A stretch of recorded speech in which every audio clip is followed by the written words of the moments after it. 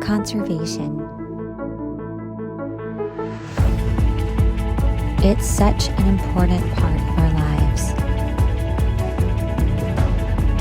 That's why we created a sanctuary for prehistoric animals, so that we can preserve natural history like never before. Welcome to Jurassic Jungle.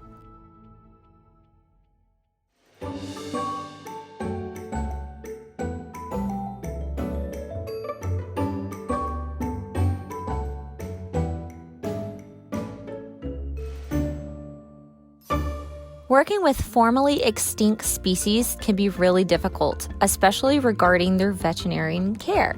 These animals aren't designed to live in the modern world, and several of our species were genetically modified to look bigger and more intimidating, but as a result are more prone to medical issues or injury.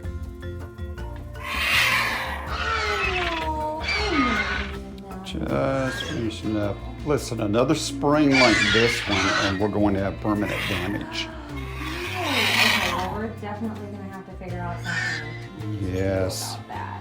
Well, we're going to check this back in a couple of weeks, and hopefully she'll be all better. There we go. Thanks. Yep, and we'll do another bandage change in a couple of weeks. She'll be good.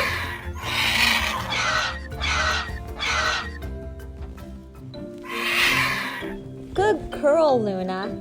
Luna here is a 2-year-old pteranodon that we actually rescued last year. She loves to eat fish and also fly around her enclosure. But unfortunately, due to genetic modifications, they have really altered her growth patterns. It's likely that her DNA was altered to make her look more intimidating and majestic. But in actuality, it just makes it harder for her to thrive in her environment. And that's one reason that we don't do genetic modifications here at Jurassic Jungle. You see, Luna here is a female pteranodon. However, her genetics were modified to give her an extra large head that is normally only found in males. Because her wingspan is that of a female's, it often makes it really hard for her to fly. And sometimes she ends up crashing into things and knocking things over. Sometimes she ends up taking turns just a little too sharply and ends up crashing. This, unfortunately, is the 3rd time that she's had an accident. So I think it's about time that we start planning a prevention strategy. This is just one of the obstacles we face here at Jurassic Jungle when raising young prehistoric animals. So to be a good conservationist, you also have to be a really good problem solver. Because we're gonna get through this, right, Luna?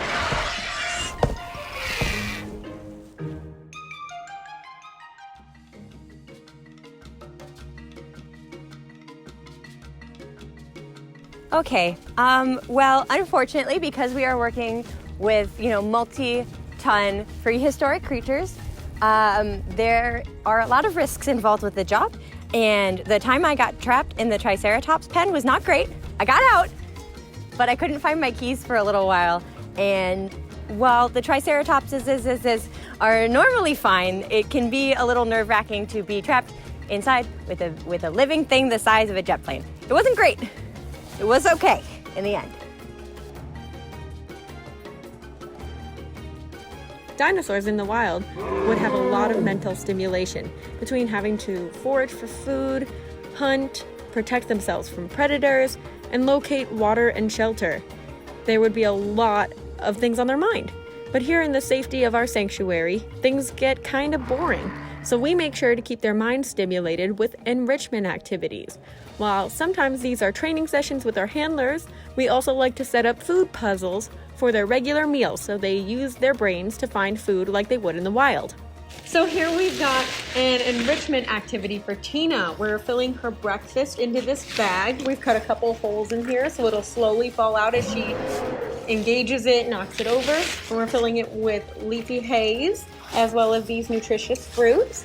We do keep all the skins and rinds on the fruits because that's what is most beneficial for her. Next time on Jurassic Jungle. She met so many new people. Yeah, did she get to meet any new dinosaurs? She did. She really liked Tina.